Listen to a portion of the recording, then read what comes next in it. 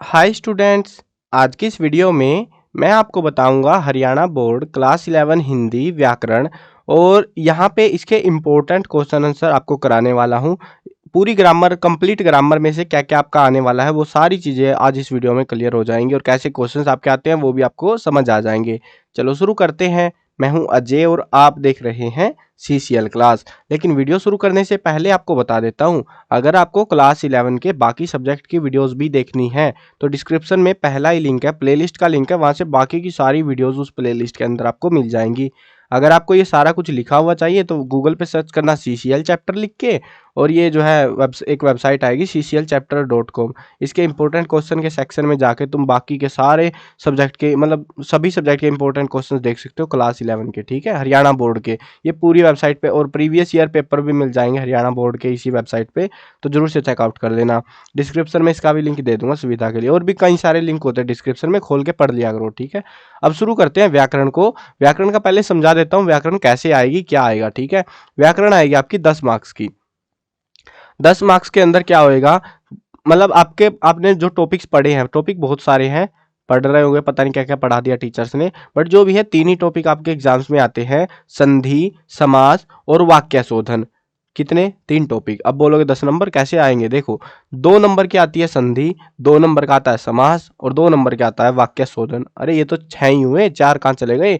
4 number का आता है अपठित गद्यांश। अब ये गद्यांश कहाँ से आएगा, कैसा आएगा, वो भी मैं दिखाऊंगा, टेंशन मतलब पूरी ग्रामर का बोला है तो पूरी ग्रामर इस वीडियो में क्लियर होएगी आपकी। मतलब कि अपठित गद्यांश भी दिखाऊंगा, कैसे अपठित गद्यांश आता है आपका, उसमें क्या करना रहता है, वो चीजें सारी चीजें समझाने वाला हूँ। सारे डाउट क्लियर हो जाएंगे और ग्रामर में आपके नंबर बहुत कम कटेंगे, ठीक है। मैं बता दूंगा कहाँ गड़बड़ कर सकते हो तुम, सारी चीजें बताऊंगा।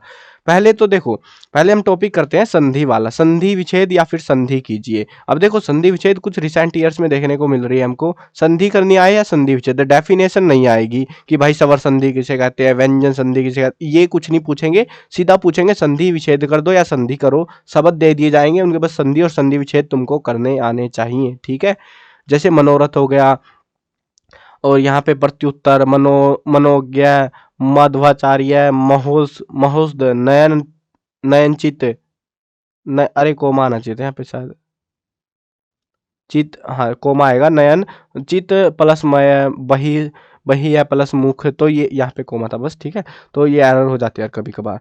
तो ये जो है कुछ क्वेश्चंस थे, ये जितने क्वेश्चंस आपको दिखा रहा हूँ ये सारे प्रीवियस ईयर पेपर्स में आ चुके हैं, वही क्वेश्चंस दिखा रहा हूँ, ये जो वर्ड्स वगैरह दिखा रहा हूँ। अब समास देखो तुम, समास में भी यही अब एक नंबर का एक रहता है इनमें, मतलब 2 वर्ड देंगे आपको और 2 वर्ड आपको अटेम्प्ट करने रहेंगे, 2 का संधि करो या संधि विच्छेद, जो भी देंगे देंगे एक ही टाइप का, ऐसा नहीं कि एक संधि विच्छेद, ऐसा नहीं देंगे, या तो दोनों की संधि करो या दोनों का संधि विच्छेद करो। एक बार ही पेपर में आया था बस संधि विच्छेद करना, ये मतलब संधि करना, बाकी तो संधि विच्छेद हमसे पूछा जा रहा है जनरली, तो ठीक है।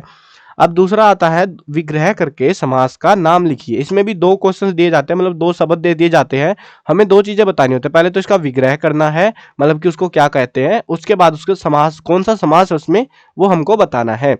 तो देखो यथाशक्ति, गंगा यमुना, नियमावली, काली मिर्च, महाराजा, हस्तलिखित, प्राध्यापक, अष्ट सिद्धि, तो ये कुछ वर्ड्स हैं जो कि हमें दिए गए थे।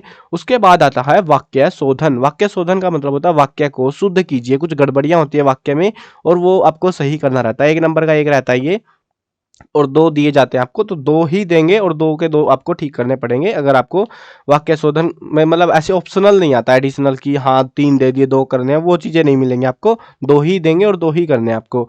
देखो ये कुछ आए थे एग्जाम्स में, इस काम का होना सर्वथा असंभव है, यह तकलीफ भोग रहा है, गांभीर्यता को अपनाना चाहिए, आज आतंकी आक्रमण की आशा है, ममतापन एक भाव है, एक बिस्कुट का पैकेट दीजिए, सप्रसंग सहित व्याख्या कीजिए, आइए भोजन खाइए।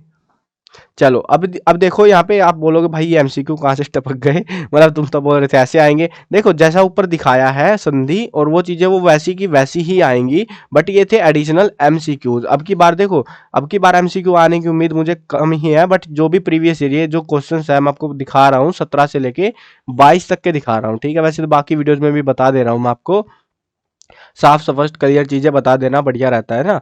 तो देखो ये एमसीक्यूज आए थे 2021 और 22 में। अब उस टाइम पे क्योंकि कोरोना चल रहा था और भाई पास होने के वैसे ही लाले पड़े हुए थे, टीचर्स पढ़ा नहीं रहे थे, तो इसीलिए दिए गए थे एमसीक्यूज, ताकि तुमको थोड़ी सी सुविधा मिले। बट हाँ, इनकी प्रैक्टिस कर लेना, हो सकता है इन वर्ड्स को ऐसे कैसे संधि मतलब इसका संधि विच्छेद पूछ ले, है ना, संधि विच्छेद, जैसे इसका अप्रेसक, अप्रेसक ऐसे एमसीक्यू में दे दिया, हो सकता है इस साल ये जो है आपका ऐसे नॉर्मल में आ जाए। तो ध्यान रखना, इनको भी एक बार ट्राई कर लेना, पढ़ लेना इनके बारे में, ठीक है। देखो, स्वाध्याय शब्द में संधि भेद लिखे, कौन सा संधि भेद है।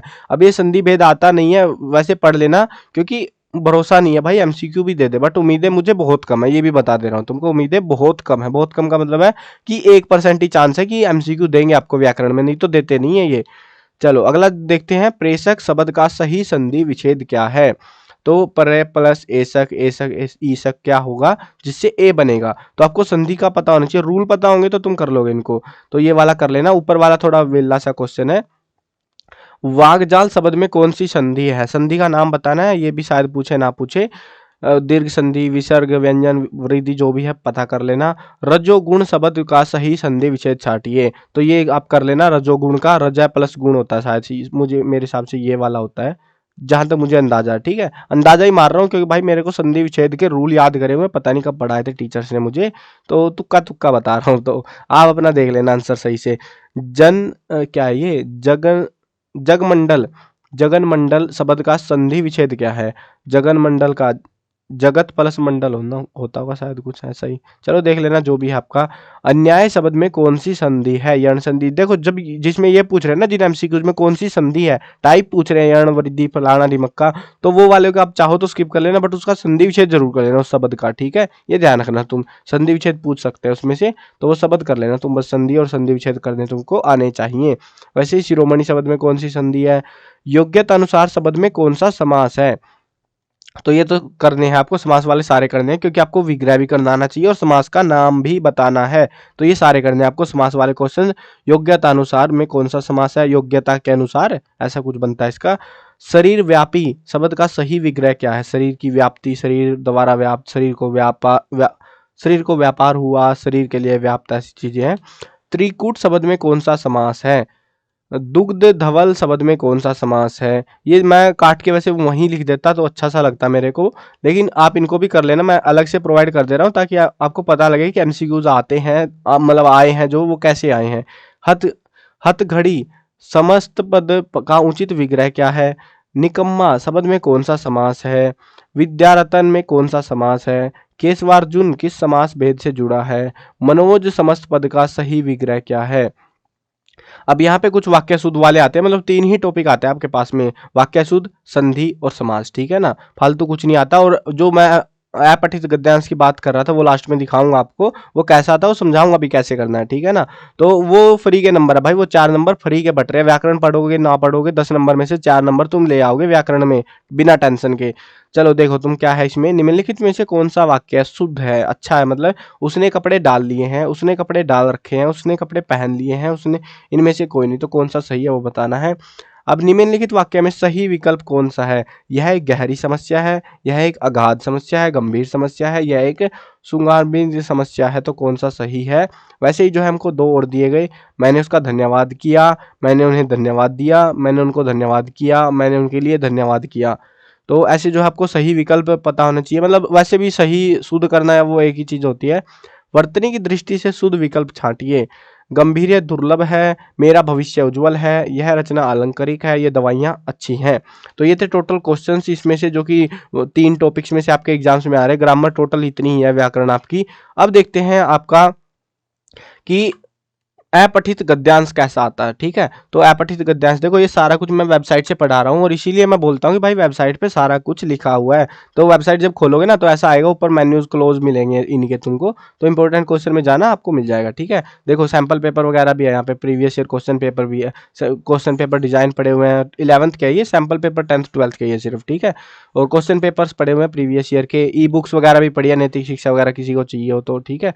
चलो आगे बढ़ते हैं। अभी यहाँ पे पढ़ते हैं मेन जो हम देखने आए थे, अपठित गद्यांश।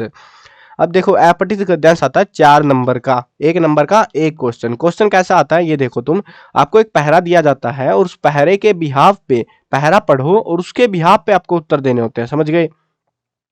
जैसे कि हम यहाँ पे पढ़ते हैं, मनुष्य अपने नैतिक गुणों से ही जीवधारियों में श्रेष्ठतम माना जाता है। हर व्यक्ति जीवन पर्यंत सुख की खोज में रहता है। तन के सुख मनुष्य और पशु को समान रूप से चाहिए, किंतु मन और आत्मा के सुख केवल मनुष्यों के लिए है। मन के जितने भी सुख हैं उनमें सबसे बड़ा है परोपकार का सुख। किसी अंधे को सड़क पार कराने, किसी भूखे को रोटी खिलाने, किसी प्यासे की प्यास बुझाने, किसी निराश हताश को आसान्वित करने और किसी लाचार गरीब और जरूरतमंद के काम आने में जो सुख मिलता है, उसकी किसी भी सुख या आनंद से तुलना नहीं की जा सकती।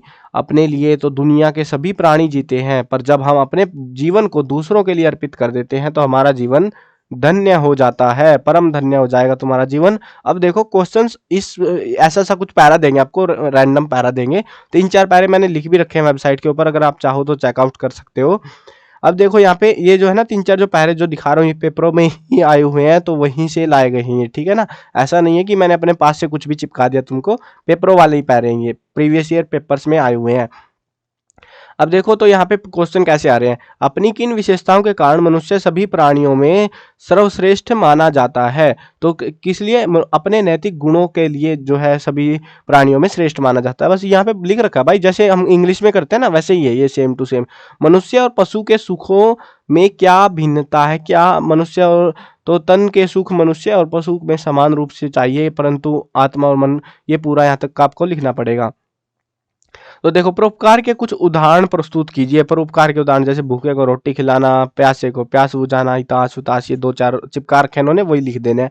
अब ये बहुत प्यारा क्वेश्चन है, उपयुक्त गद्यांश का एक उचित शीर्षक दीजिए। इसका टाइटल आपको सोच के देना है, कमेंट करना है टाइटल क्या रहेगा इसका। वैसे मैं आपको आइडिया दे दूं, राउंड राउंड आइडिया क्या होगा, परोपकार या ऐसा कुछ होगा, तो ठीक है ना। अब अच्छा सा टाइटल बना के कमेंट करो कि परोपकार के रिगार्डिंग ये पहरा है हमारा, तो क्या टाइटल आप दोगे इसका अच्छा सा, ठीक है।